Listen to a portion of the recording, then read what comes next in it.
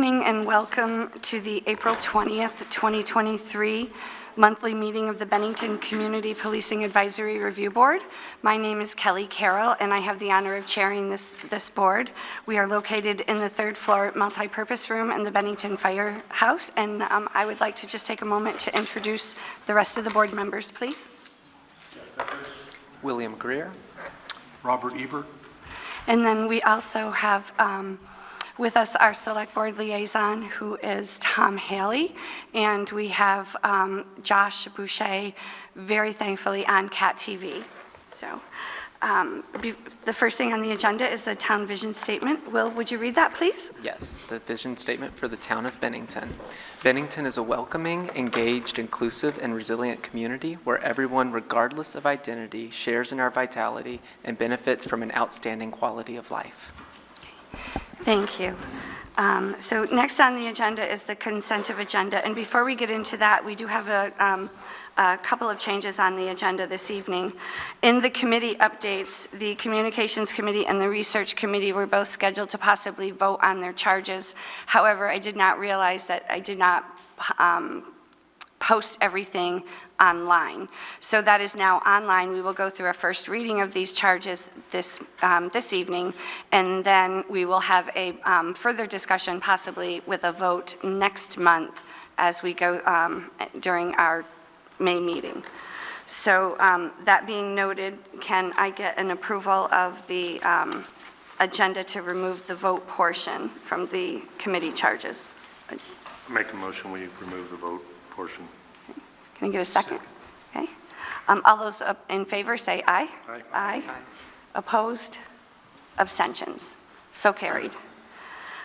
Next on our agenda is the approval of the previous meeting minutes.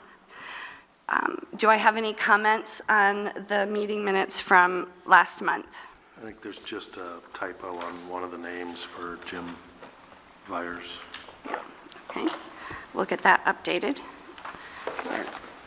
Any other comments or corrections on last month's minutes? If not, can I get a motion to approve? So moved. Okay, I second. Okay. All those in favor? Aye. Aye. Opposed? Abstentions? So carried. Next, we have public comment. I don't know if anybody has signed up for public comment. I don't believe so, but I'm going to. Okay. No. All right.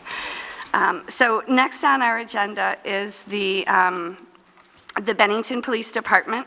Chief Paul Doucette is going to speak about the Code of Conduct policy. So thank you, Chief, for being here, and Lieutenant.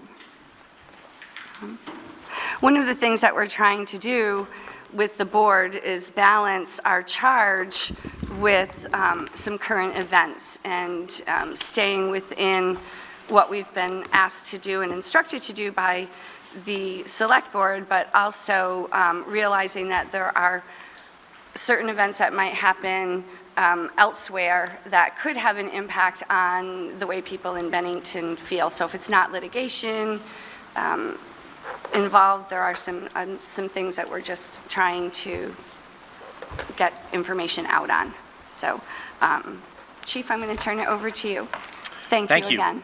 Thanks for having Lieutenant Grandy and I here this evening. As you know, we do make an effort to attend every meeting.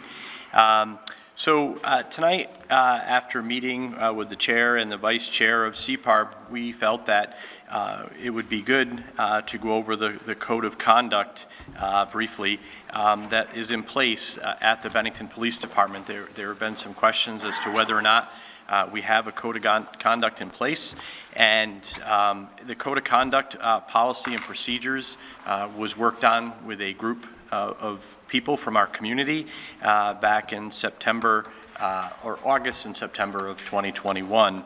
The select board adopted the policy on code of conduct back on September 13th of 2021, and it lists the purpose. It talks about the policy, primary responsibilities of a Bennington police officer. We also talk about the performance of duties of all members of the Bennington Police Department, and we refer to the policy that we currently have on fair and impartial policing as well.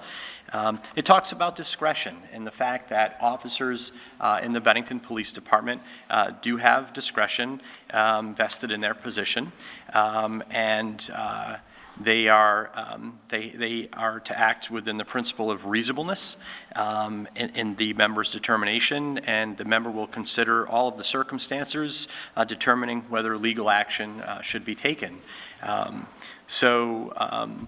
We also talk about use of force in the Code of Conduct policy. The use of force is constantly reviewed.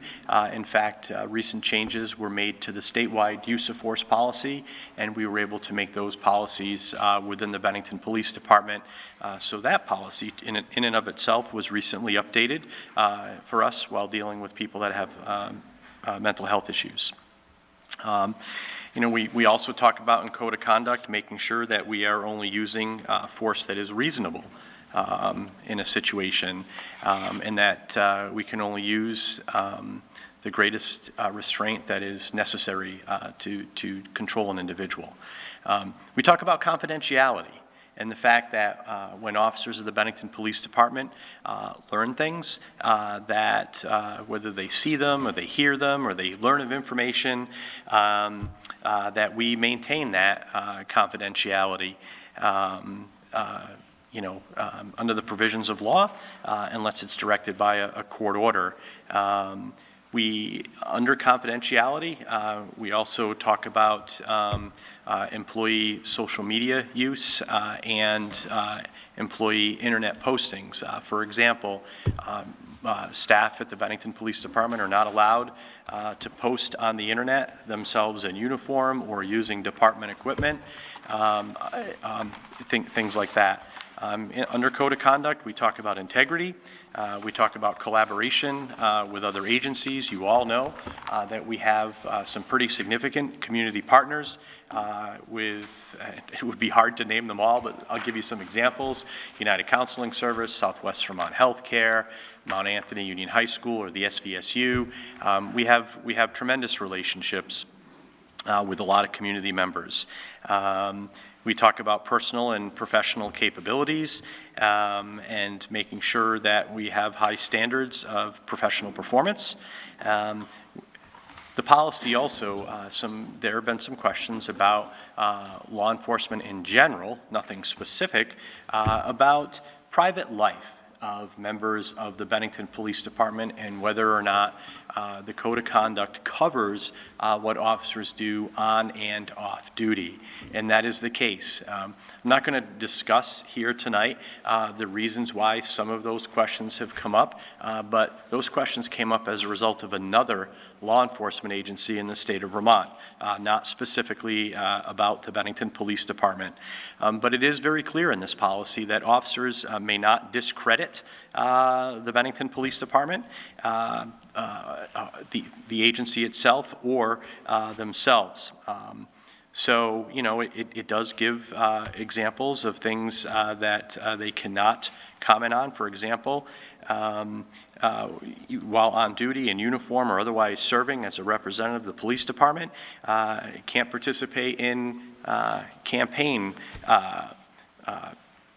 events, can't participate in handing out literature or paraphernalia on property owned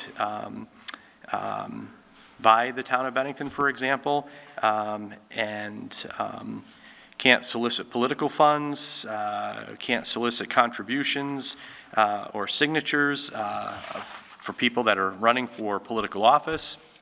Also can't use our official capacity to interfere with an election, and we cannot favor or discriminate against people that are seeking employment because of their political affiliations, for example. So, it does talk about a Bennington Police Department member's character and conduct while off duty must always be exemplary. You can't be, for example, you can't be involved in domestic disputes or abuse your wife or your girlfriend or your boyfriend, or so it's very clear. We also address conduct unbecoming of a police officer. We address conduct towards the public. And then we also we get into definitions of discretion, what's reasonable. We define who a member of the Bennington Police Department is, and that's in the policy. Ms. Jenkins, the chair of the Select Board, who is still the chair of the Select Board, did sign that policy. And then it was my responsibility to create the procedures. We do have a mission statement. We have an oath of honor, which we do take once a year, normally right around August. There are tenets that we created and posted on our website, and of course, code of conduct. So the code of conduct is very clear. It talks about unbecoming conduct. It talks about neglect of duty. Talks about accountability and our responsibilities as members of the Bennington Police Department. It talks about an officer's duty to intervene, to prevent or stop wrongdoing of another officer. That has been a very hot topic over the last couple of years in the United States. And our policy and procedures on use of force address those issues. Our officers also have a duty to report misconduct that they see or they're aware of to a supervisor if they feel that another member is violating the law or violating policies and procedures. Our officers must fully cooperate in any internal or administrative investigation that is conducted, and they cannot deviate, divert, mitigate culpability of others.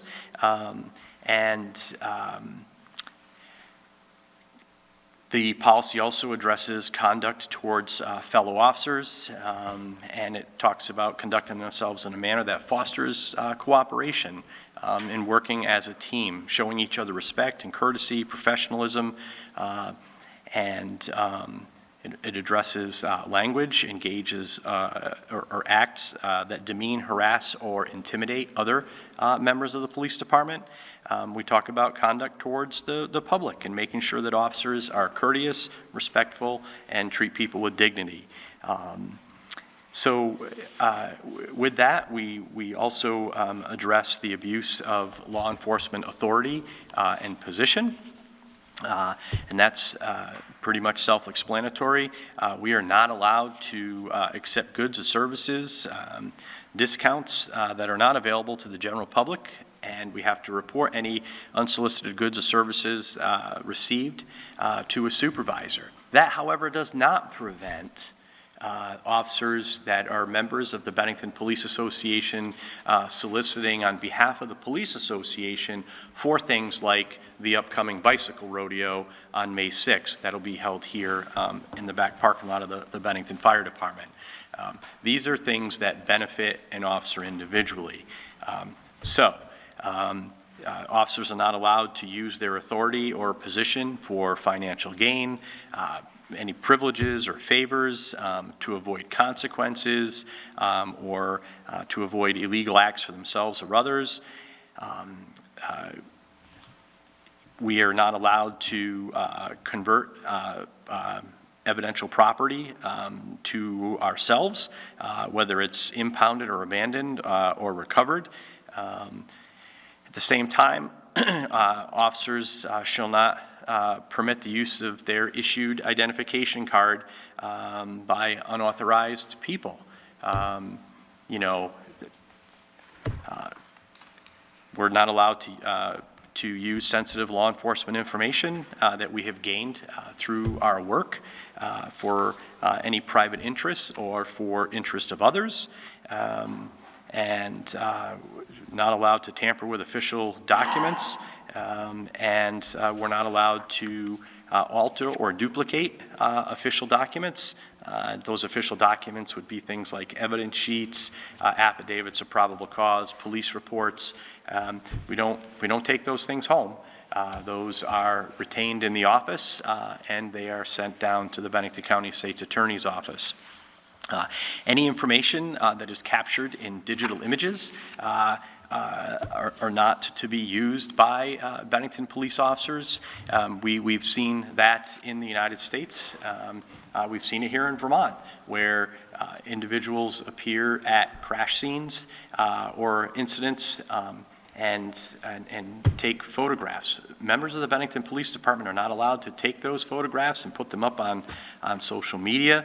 I know that some agencies do not have a policy that prevents that, but we do. The officers cannot undertake any investigation or other official action that's not part of their regular duties without first obtaining permission from a supervisor, unless there's some type of exigency. And officers involved in any civil action that arises from acts performed under the authority of the Bennington Police Department have to inform their supervisor. We also have prohibited associations and establishments. That is pretty self-explanatory. And we are not allowed to, for example, associate with people that are involved in criminal activity unless it's necessary in the performance of our duties, and cannot involve ourselves or engage in social or romantic relationships with confidential informants, victims, or witnesses of cases that we're working on. Officers are not allowed to participate or interfere in investigations where a family member is involved. Officers are not allowed to go to establishments where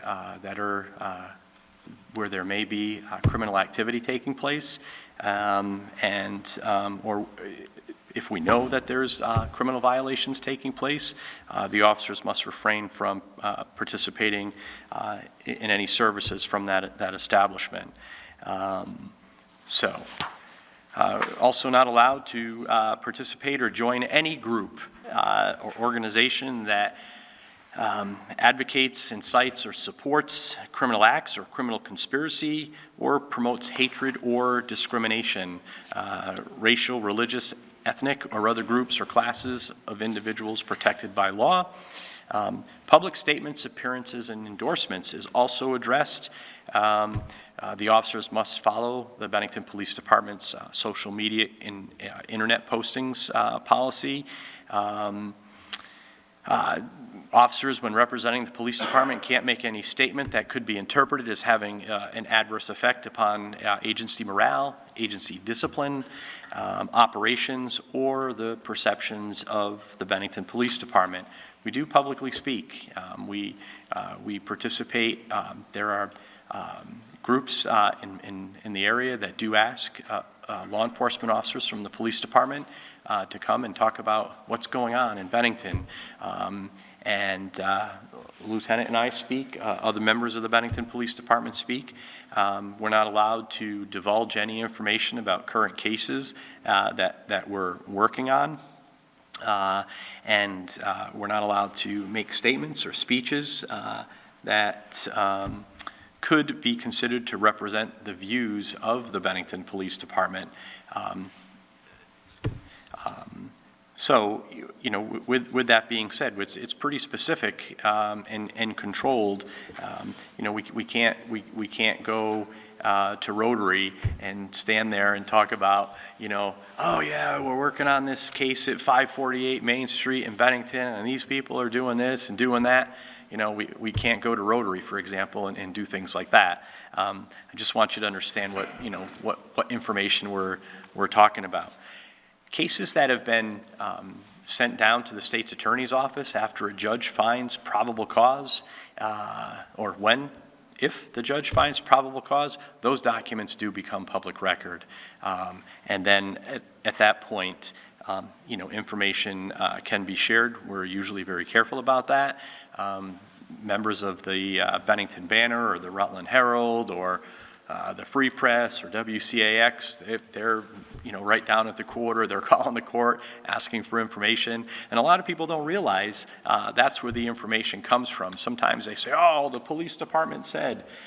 Those are things that are taken generally from affidavits of probable cause. If it says, the police department said, it doesn't say Chief Paul Doucette or Lieutenant Camillo Grandi said, then they probably pulled that out of an affidavit of probable cause. This policy addresses political activity. We touched on that a little bit. The policy also touches on our collaborative partnerships, which, as I said earlier, we're proud of. We're still working. Jonah's been good pushing us because sometimes we run out of time in a day, working on our collaborative partnerships and trying to develop MOUs. It's difficult. Some of our partners don't understand why we need to have an MOU in place when we have such a great working relationship. But those are things that we continue to work on, and we want to have those positive relationships within the community. So this particular policy is 12 pages long, 13 if you go to the signature page, but it is 12 pages long, and there's a lot of detail. So the other question that came up was from people is, well, how do the Bennington Police Department members review this? How do we know that they've had that opportunity to review? Did Ms. Jenkins and Chief Doucette just draft this and put it in a book somewhere? That's not what happens. We take these policies, we review them. Sometimes our attorney, the town's attorney, reviews them as well. We get input from the community, and when the policy's all set and it is signed by the chair, if that signature is required of the select board, and then is signed by me, this policy goes out to each member of the Bennington Police Department in the form of a packet with a sign-off sheet. The members are given an opportunity to ask questions if they don't understand part of the policy, and it is Lieutenant Grandi and it is our responsibility to make sure that if there are questions, that those questions are answered. And the members, and I say members because it's not just officers, our communication specialists, our clerk, our detectives, administrative assistant, everyone is required to sign the policy and procedures when they're reviewed and they're sent out. They don't sign unless they have a full understanding, because that's what the form says, that they're signing, that they've had the opportunity to review and ask questions, and that they understand it. And then we retain the signature page in a file with a copy of this policy. Then this policy is placed in several locations throughout the police facility, and they can go to the binder, and it's also on our website, and they can visit that, www.benningtonpolice.com. Jonah's done an amazing job with keeping our website up to date. It looks great, and you can visit some of our policies. All of our policies clearly are not on our website. We have binders. When I first started, we had about a half-inch binder. Now we have very large binders, and it takes 2 binders to make sure that we're addressing everything. As you all know, our legislators are in session right now. There may be changes to laws, then that means that we have to review our policies and procedures. We have to make sure that they are up to date with potential law changes once the governor signs. So it's a lot of work to maintain policies and procedures, but tonight we're focused on code of conduct. I'm happy to answer any questions that anybody has referencing this particular policy and procedures in reference code of conduct. It is related to other policies, again, such as internet, social media, use of force, our conducted electrical weapons, AKA tasers, our partnerships, fair and impartial policing.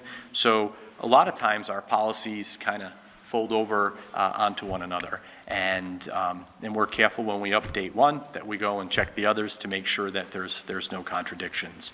So, questions? I had a couple. Oh, go ahead. sorry. Thank you.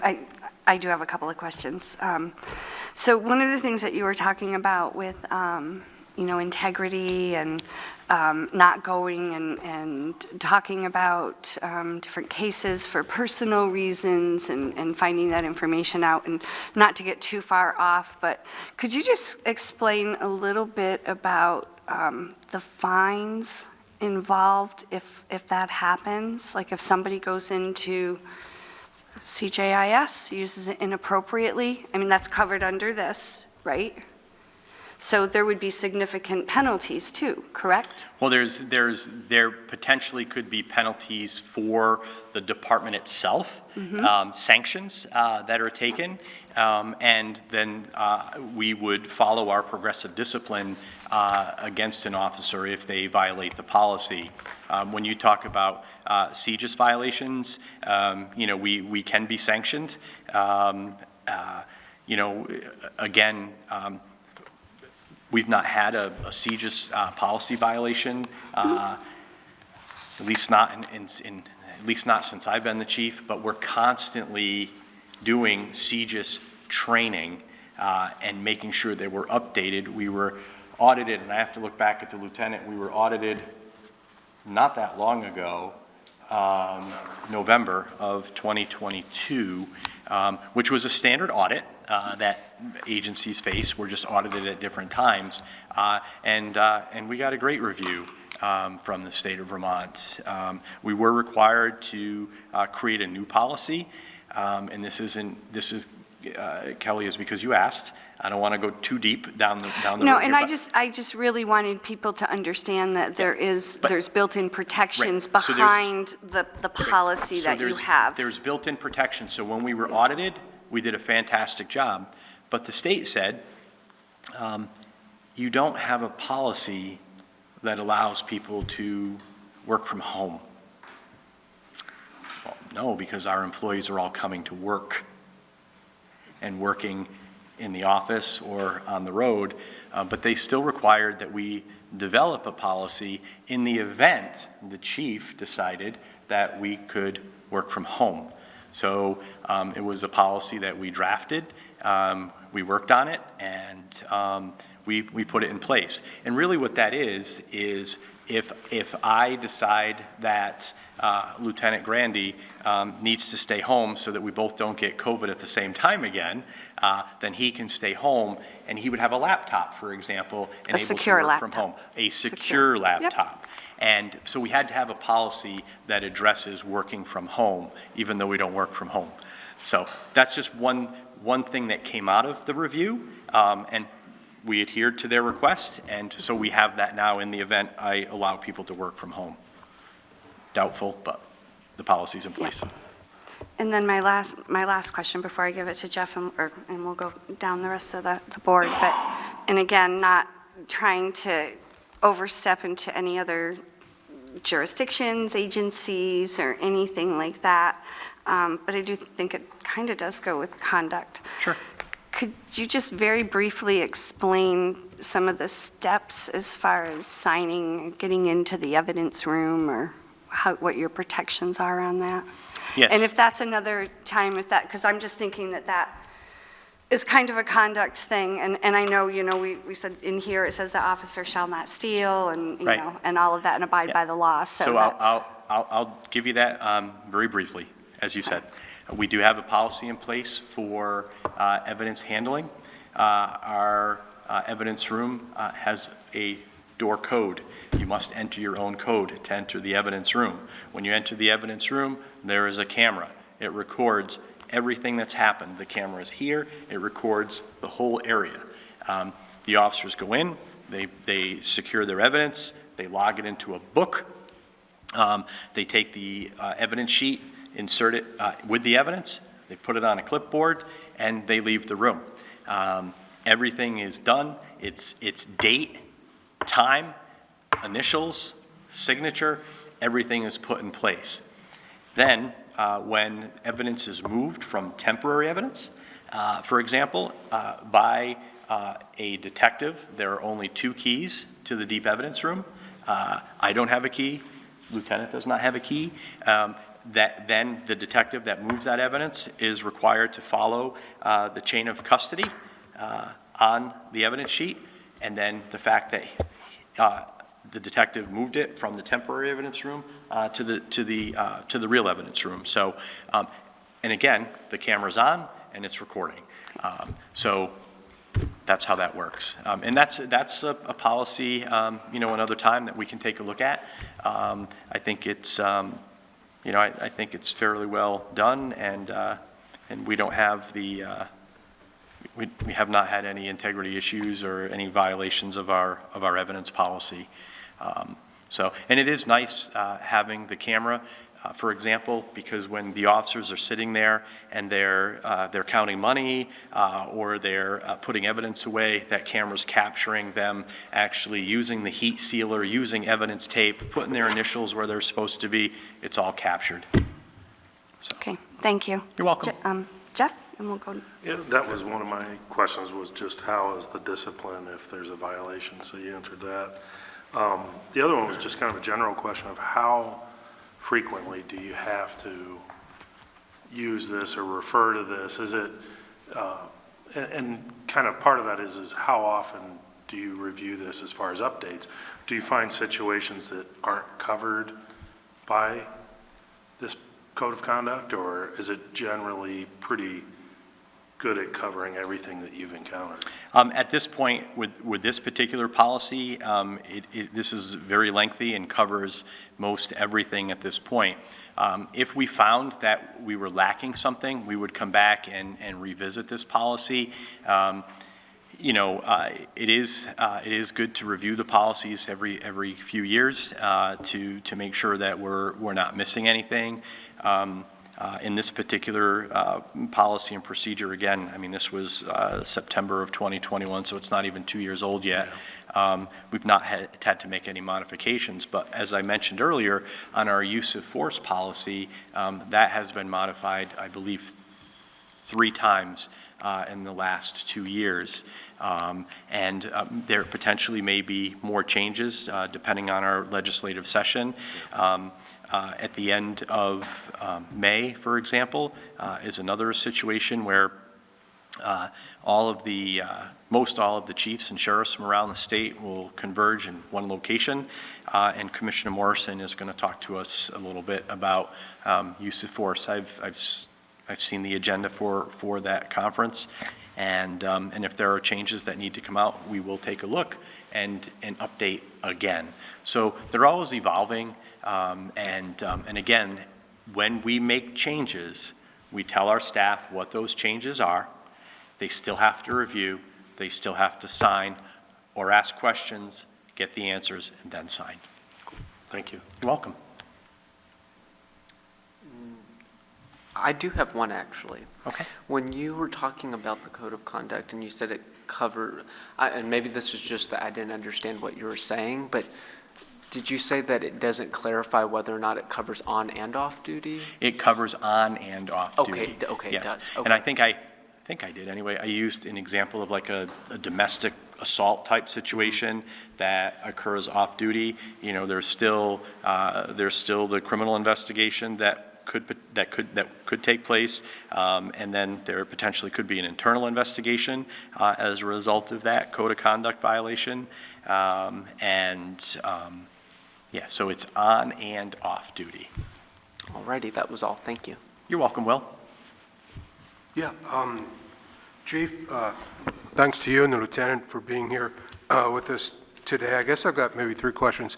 First, are there any aspects or components, parts of this policy that are the result of the working agreement with the police union? So the working agreement addresses discipline. It addresses internal affairs investigations.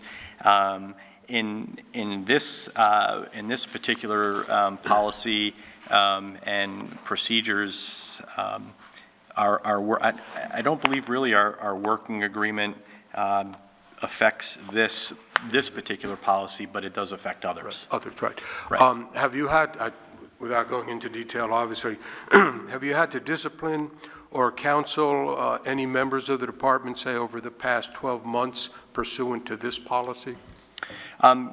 We have had to sit down with members and learn more about their actions, as an example, without getting into detail, and determine if violations took place. And again, that's why this is in place. Okay. And last question, in the assessment of the Bennington Police Department policy and procedures prepared by the International Association Chiefs of Police, I guess a few years ago now, it includes the following statements. A common concern encountered through both focus groups and individual interviews is that a proportion of the Bennington community is reluctant to make complaints about crimes, file reports, or request assistance. This fear is predicated on the belief that if they do, they eventually will be retaliated against by the department. Some community members consistently stated that the response from BPD was slower, if received at all, if the community member was a person of color, of lower economic status, or had a mental illness. On several occasions, individuals described a dual policing structure, one with civility and dignity for those viewed favorably by the department, and another for everyone else in the community. Can you just tell us what aspects of the Code of Conduct policy address these kind of concerns, these kind of issues? I think that the Code of Conduct policy addresses concerns that well, again, 12 pages long, concerns that people may have about members of the Bennington Police Department. And the Code of Conduct policy, again, addresses on and off duty. And it ties in with our internal affairs policy. We just, as you know, in last month, we've created yet another policy and procedures that allows us to do internal affairs investigations and then redact names and come here and present to all of you. And so I think that we're very transparent about any complaints, or we're going to work with all of you and be very transparent about complaints that we receive about members of the Bennington Police Department, what our findings are, and you know, I think that we've made great strides in creating these additional policies and procedures to make sure that people don't feel like you have described. You know, what you read there tonight is available in the IACP report, but I don't believe that information is believed by the entire community here in Bennington. I believe that there's a handful of people that feel that way, and we don't want them to feel that way. We want everyone to be able to come to the police department or go online and file their complaints, and we take it seriously, and we want to look at them. So, you know, we've created it so that we can be transparent, and I'm proud of the fact that Lieutenant Grandy and I, as we talked about last month, worked very diligently in making sure that we were able to bring information to all of you so that you can see our efforts in dealing with issues that people are reporting. So I think, you know, with that, our code of conduct and our social media policies and our internal affairs policies, I think address some of the issues that were reported to the IACP, and we're moving forward. Okay, great. Thank you very much. You're welcome. Any questions? Nope. Any questions from any questions from anyone in the public? No. glad you. Thank you very much. Thank you. Right. Thank you, Chief. Thank you.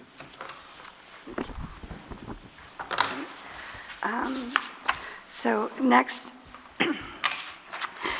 on the agenda is the committee updates, and the first thing that we're going to talk about today is the Communication Committee and the charge. And I did talk at the beginning of the meeting about a change on the agenda. We will not be voting on it. So,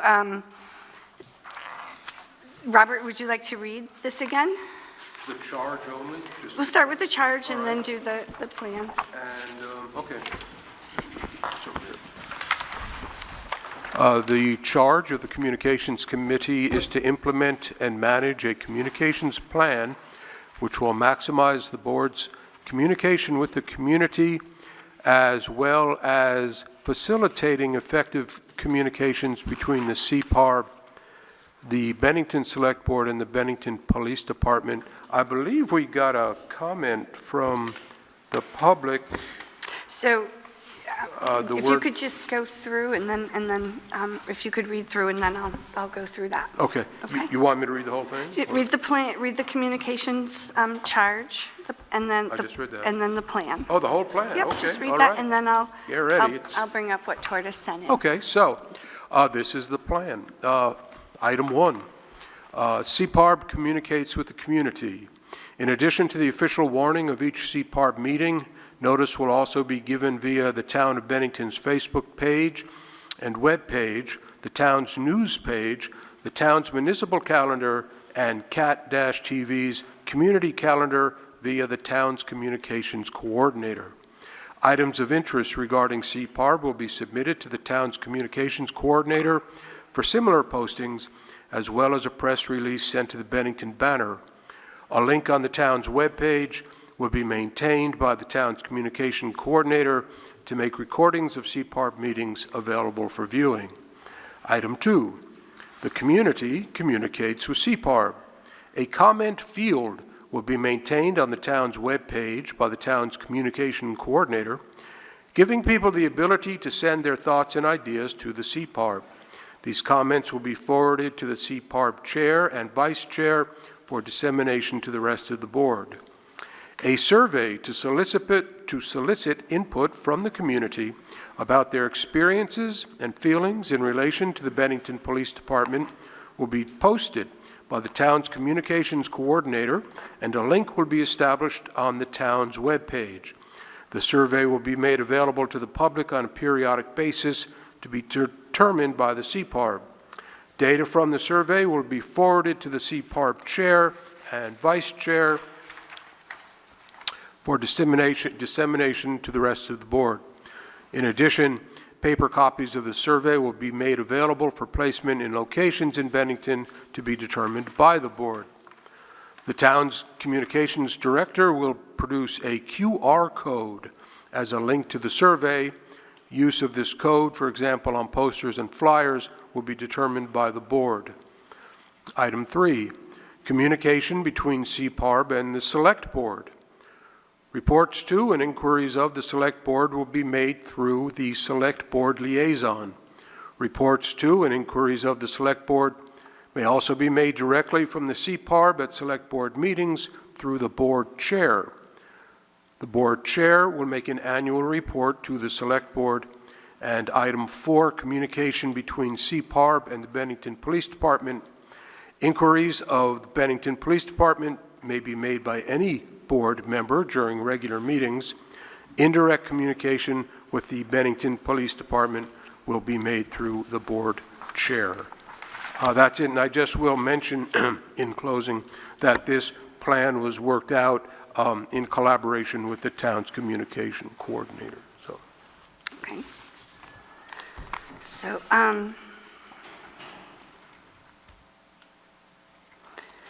do we need a motion to discuss it? Okay. So I guess before I open it up to the rest of the board for questions and we talk about comments that we've received, one concern that I have is number 2, the community communicates with CPARB. Okay. The survey to solicit input from the community about their experiences and feelings in relation to the Bennington Police Department will be posted by the town's communications coordinator. We have not agreed to do any surveys. I think that that's getting way ahead, and I don't think it belongs in there at this point. Okay? I do think when we talk about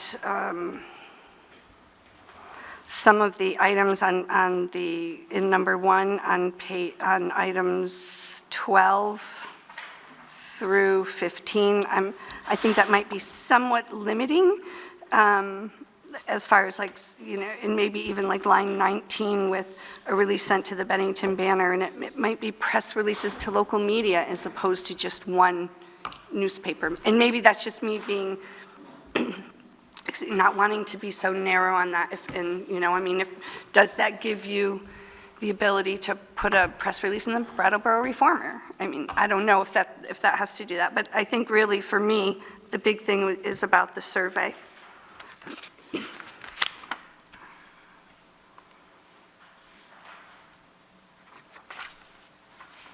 Okay.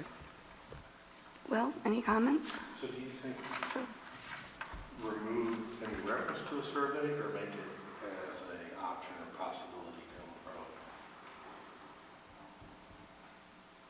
the road? I think when it comes time to do the survey, it should be in there, because hi Scott, sorry. The way I read this, it almost sounds like there's going to be a revolving survey up all the time where people can go in and just, do that. And we haven't talked about any, surveys at all, really, other than participating in the town survey that's happening in September, I think, Jonah, having a couple of questions on that. And maybe a survey again for next year. But surveys, to do them appropriately, they take some time to plan. You've got to plan the questions, you've got to plan the delivery, how are you going to get the information? It's a months and months long process. And this makes it sound like this is going to be available immediately and a rolling, revolving thing. And I will jump in and say, yes, that's exactly what I was envisioning, a survey that anyone could go to at any time, fill out and submit.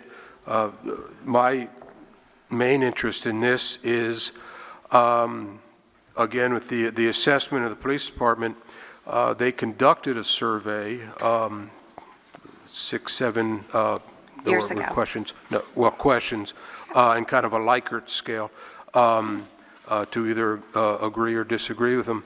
I would like to be able to increase the population of that survey to see if those survey results do reflect the feelings of the community or not. That's why I'm interested in having a survey, making it easy for people to get to, easy for people to complete and submit, so we can collect as much information as we can on what people feel about the police department. Yeah, and I agree that a survey is a good idea, but if you're going to do a survey, it's got to be done right. And you don't just put a communications plan saying we're going to have a survey, it's going to be online, and people can go in and put their opinions in. That report that you refer to was done several years ago, Right. And there have been several good cultural shifts within our society. And I think if we're going to do a report and we're going to do surveys, we have to come up with our own questions. Okay. And that is something I did speak with Colonel Baker about, and Colonel Baker was involved in those questions. But that's just my feelings. It should be, it should be our survey, but this makes it sound like this is going to be up on our website immediately, and we don't even have a question yet.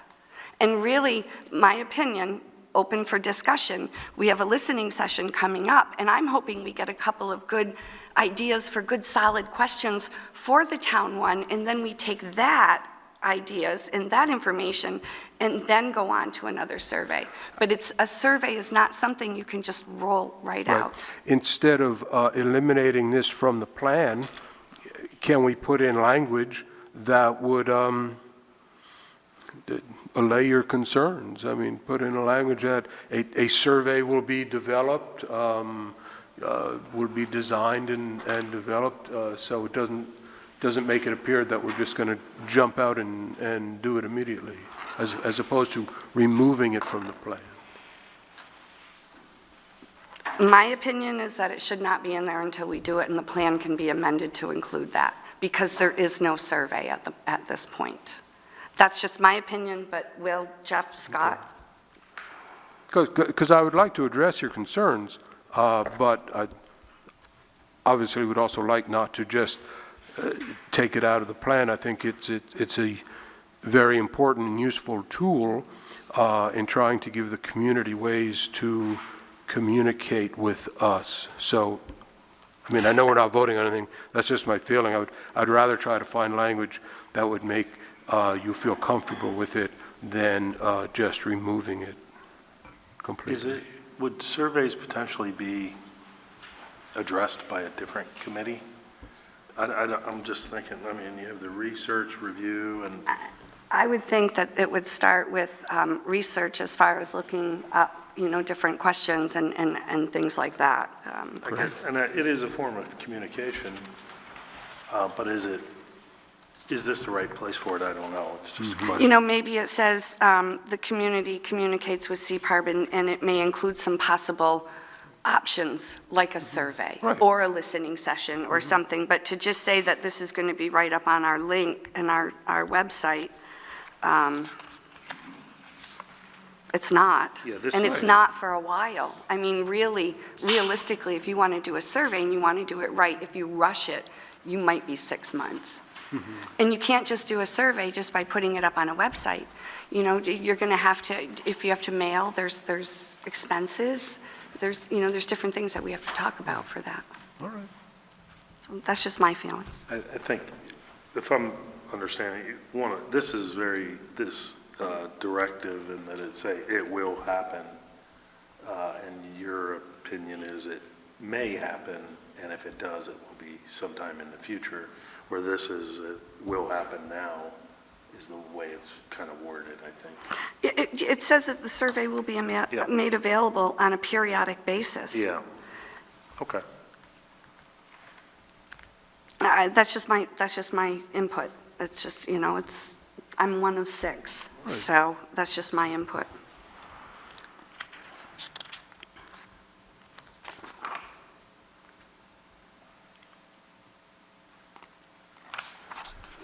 Anyone else? Will?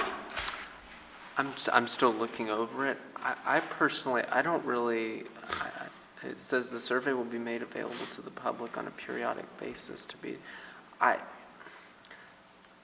take that as though it would be like a consistent survey, like it almost seems like, but I don't think that it's mandating that we have a survey, because it says it regardless, it would be determined by us at some point in the given future, but maybe I'm just not interpreting it the same way as others are. But I don't take that to mean as it's going to, that we could wait a year and do it. We could do it, immediately. Like that's what we're saying. We don't have anything to survey on right now because we've not discussed it. So it doesn't But this really. says it will be made available. That's just Okay.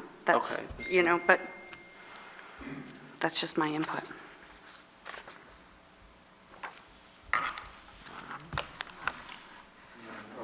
Jeff?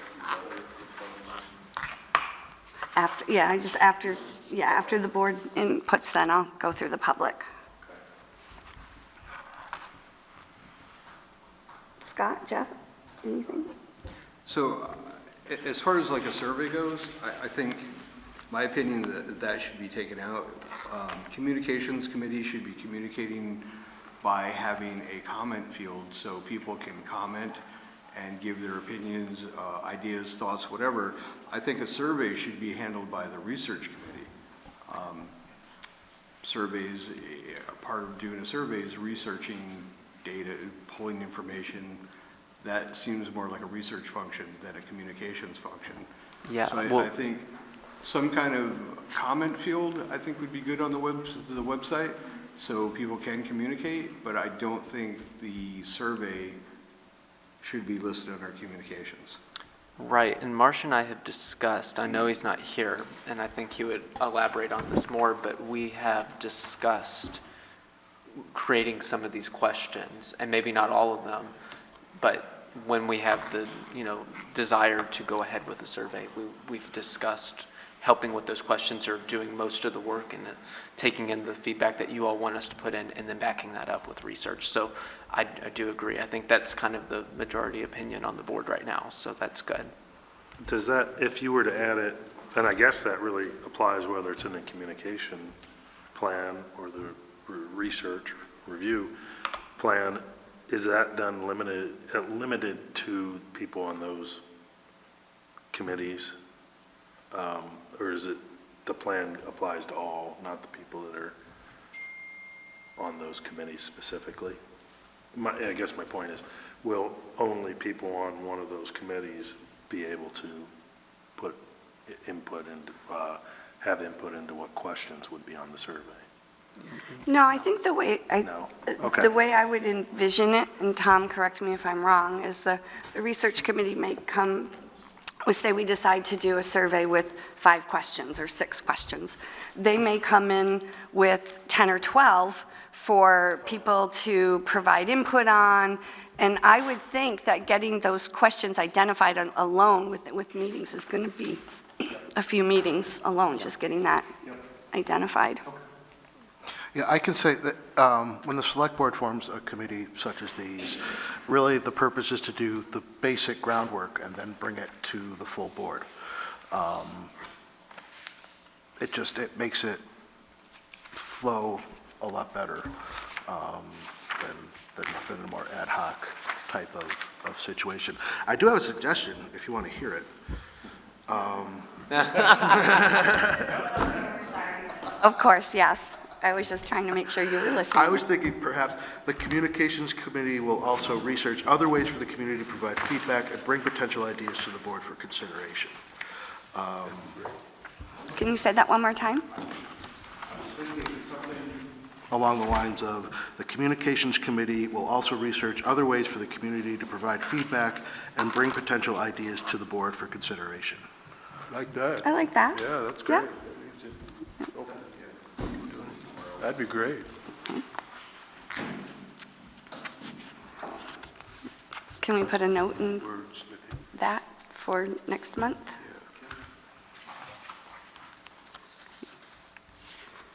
All right. So we also did get some communication from Tortoise, and I did send this out to the rest of the board members. Marsh, you have a copy waiting for you when you're watching. But just a couple of things on in the communications committee vote for plan. On line 7, facilitate versus facilitating. Line 11, communications by CPARB with the community. 21, communication by the community with CPARB. Line 15, cat-TV. Sorry. Lines 33 and 44, move paper copies move paper copies to before data from the survey and delete in addition. Lines 46 through 48, reconsider the use of prepositions to, of, and from, and rewrite.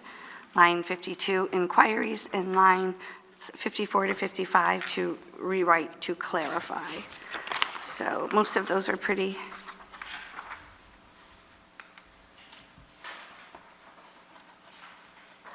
So you're looking for clarification on the indirect communication with BPD will be made through the board chair? It didn't quite, I don't have it in front of me, but if you read it aloud. So inquiries of BPD may be made by any board member during regular meetings. Indirect communication with BPD will be made through the board chair.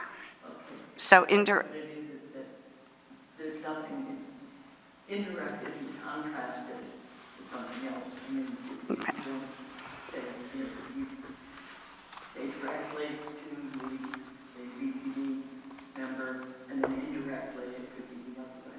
Okay. There was some reason for each of the things, Okay. like up above. I'll be, Parallel, Mhm. the first would not be an ing. Right. The first one. And the switching was because, they have it in sequential order instead of and also. okay, yep. I'll be the first to say my grammar and my writing and everything is just like, thank you. Okay. All right. So any other comments on the communications plan? Okay.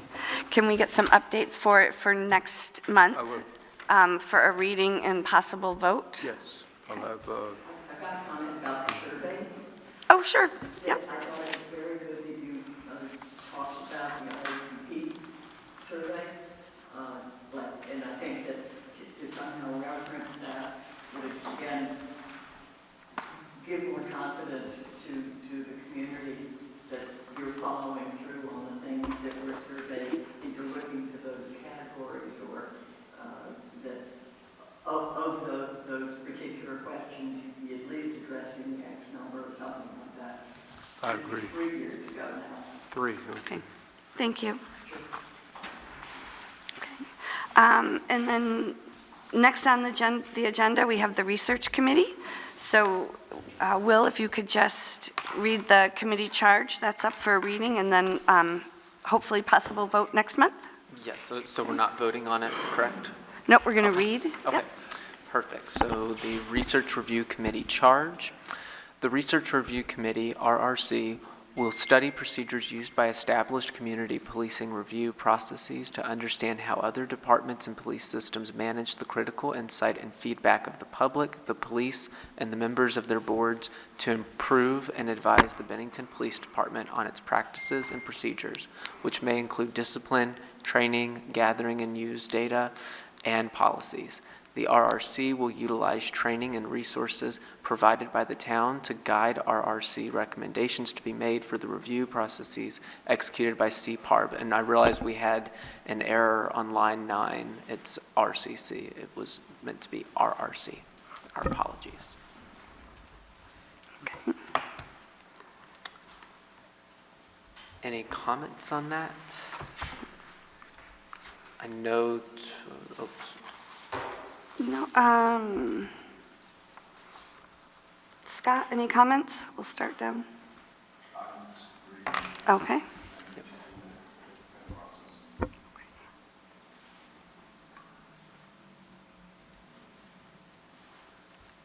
Robert? Okay. Can I? Yep. Yep. Yeah, We received on Tortoise's review that on line 6, we need to add, as CPARB works to improve. I'm just, I tried looking through, and maybe I'm just not seeing it the same way you are, but I'll read off line 6 again and tell me where to insert that wording.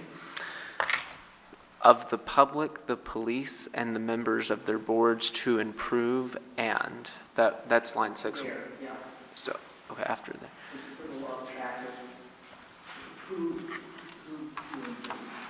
Okay, so in the middle. Okay. as he calculates to improve. So instead of their boards, just to say as CPARB works to improve. Okay, yep, no, I see it now. So you wanted to read off of the public, the police, and the members, of the public, the police, and the members as CPARB works to improve and advise. Okay, thank you. That sounds good. All right, any other questions or comments? Tom, any input on that one? Okay. All right, next is, anything else from, okay, so next is the update on the outreach committee with the listening session update. So I'm going to just talk about that for a brief moment. We have been able to confirm the use of this room for the CPARB listening session, which will be Thursday, June 29th from 6 to 8 p.m. The room will be open as of 5 p.m. We do have a save the date out on the town's website. We will start working with the communications coordinator for May and the communications team to start getting more publicity out after that. There was supposed to be a there was supposed to be a forum with SVSU and the town, and that is not going to happen in May. That was originally scheduled for May. I do not know why, but we were going to try to piggyback off of that and announce our listening session. So we'll have to work on another plan on that. So, so right now, that's all I have. I don't know if you wanted to add anything to that. I don't know if but the only question would be, we came up with those questions like to ask of stakeholders, like, naming your organization, who you serve. Do we plan on using those, or we're going to try to get those out to organizations to get feedback from them? Or we're going to use those questions? I didn't think we were going to mail those out ahead of time. I thought there were going to be maybe some possible questions for when we had the session. Oh, I thought. I thought those other things were, yeah, so. I thought it was to help us plan and try to get involved in. So, okay. I think when Brian came, he had a vague outline on the questions and things for that. So, okay. Next on the agenda is a collaborative community policing discussion.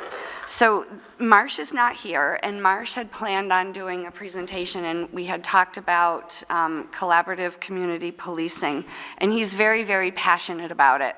And when he originally spoke with me about it, we talked about trying to get some presentations into some of the future meetings as more of an education type thing. This is what collaborative community policing is. This is what it isn't. This is, maybe how we could try to adapt some of it. And Marsh did a fantastic job, but he's put together a very large presentation, and I'm not sure how to fit that into a meeting. So I wanted to bring that up to the board to discuss on how to get that out, whether it's something where we break it down into 6 different meeting presentations. Because he has about 175 slides. I thought that's what it said. Yeah. Wow. It's got to be a record. And we tried breaking it down into a little segment, and the little segment was still 45 slides. And I just feel, and this is why I wanted the board to bring it to talk, I just feel that that's a little, a lot to try to get into one of our meetings. So I didn't know if it would be worth possibly discussing, is this maybe something we want to look at a forum after our listening session, possibly for the fall? Do we want to look at possibly considering a special meeting just for that? Do we want to try to break it up? Is this something, and I know Marsh, I know you're watching, and we hope you feel better, so it might be something maybe to bring back next month to discuss how best to do that. But he really has put a lot of time and effort into it, and I'd like to get that out if possible. I just don't know how. And I guess I would think maybe we need to state clearly what the point of the presentation is. Is it to educate the board on issues so that we can discuss them? Is it to educate the public? Is it to, I would say, educate the police? They probably know more about this than we do. What's the purpose of making the presentation? I think the purpose was to educate everyone, regardless, just so public and everyone that involves. And what he's done is a very nice job of what it is, the history of it, how it's evolved over the years. And, so like I said, he's put a lot of work into it, but it's really a lot to just come in and do in the middle of our meeting. So put some thought into it. Maybe we can discuss it next month. Right. Maybe some of it we can bring into, the listening session is supposed to be more for listening. Yeah, than talking. But, maybe we have some questions out of that. Do we know how long that presentation would take? In the email, it says 175 slides. Right. So is it 175 or 500? Because at 575 slides, you're talking a minute per It was slide. 175 slides. Okay. And the portion he gave me for the first part, if we broke it down into the meeting, was about 45 slides. So I'm thinking it would probably, with his plan because it's not just he doesn't, and Marsh, I know I'm not doing this justice, he doesn't just envision, where we're going, this is what it is, blah, blah, blah, blah, blah. He wants to stop at periodic places and have community discussions, and I think there's like 4 different times during his presentation he wants to do that. So I'm just not sure if it's So, I mean, my opinion on that is that's nothing that we're going to be able to take care of and deal with any other kind of business in our meetings. Correct. So I would say something like that should be a special meeting dedicated just to that one subject. Yeah, perhaps in the fall. Yeah, and perhaps we could produce kind of a standalone, production of him doing his presentation, and then have it on the, on the webpage, a link to it, so people could go watch it, at their leisure. Because it seems like, I don't think I've ever seen a presentation with 175 slides. It seems, I don't mean to joke about it, hello, Marsh. It seems like that would be hours and hours to get Yeah. through So it all. there's a lot of information, and he's Yeah. very, very passionate about it, and there really is some very valuable information. Sure. It's just really difficult to try to get that in the middle of a meeting. Right, no, it would have to be a standalone meeting, or perhaps even a forum. Forum, that's what that I we was offer to thinking, the more of public. a forum for the, And then something that we could, a video we could get on to the webpage so people could go see it. we could invite Cat TV. Yes. So. Cat-TV. So, all right, so we will table that for next month and talk when Marsh is back and look at a possible forum, hopefully maybe for the fall. That'd be great. After we get through, which would be, Yeah. okay. Next is upcoming agenda items. We'll start, Scott, anything you want to add for possible upcoming agendas? I think we really need to focus if we're going to do a listening session in June. Right. That's, 50, 60 days away. It's coming quickly. Right. We have a retreat on May 20th for that as well, We do? Saturday, May 20th. Okay. Oh. I guess I Yeah. knew that. Jeff? I'm good. Will? I do not know how I want to make this an item for next time, but in regards to my own personal endeavors to try and understand more about how we can help bring new initiatives and ideas about review procedures and things of that, I'm willing to open up, and I know that I brought this up to, hopefully this was okay to bring it up, with our police department to see if they want to coordinate questions around my hopes to do more research in Iceland this summer for about 3 weeks around the National Police Commissioner's Office and trying to gather more information on that. And I'm willing to make that available to the public and the board to as well ask questions or prepare questions and have me take them. So that's just something open. I don't necessarily, it has to be an agenda item, but that's just something. I think that's Yeah. kind of out of our Out of the- scope, yeah. Okay, yep. No, But good. when you get back, we'd love to hear about it. Yes, I was going to say, I will surely update you on that. Yep. You can And come that's back it with for me. 175 slides of his trip to Iceland. I'll do 176, Marsh. That's right. Guarantee it.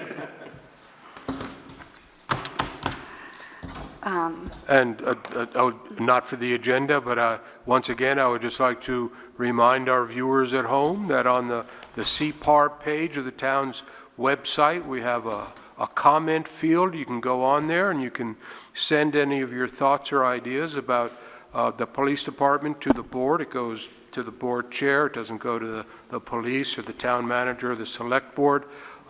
It is not the same thing as filing a complaint. It's just an opportunity we're trying to offer people to let us know, to share their ideas with us. So please go take a look at it. And it can be done anonymously too, so that's it. Okay. Tom? Yeah, I would just like to send a plea out to the community. There is a seat open on this board, and we are accepting, at the select board, are currently accepting letters of interest to fill that position.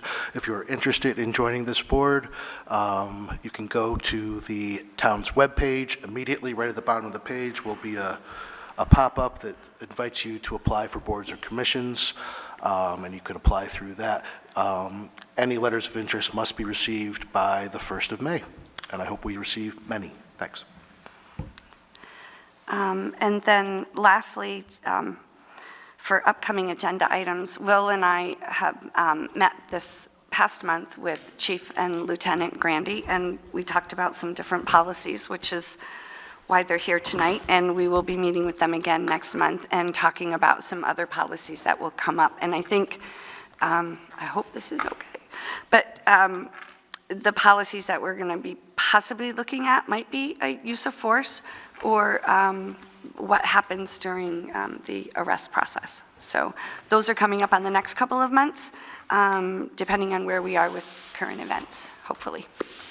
And that's all I have. So if nobody has anything else, if we could just get a motion to adjourn until our next meeting on Thursday, May 18th. I'll move for that. Second. Thanks. So moved. Thanks. Thank you. Have a great night, and thank you, Josh. All right, thank you, Josh.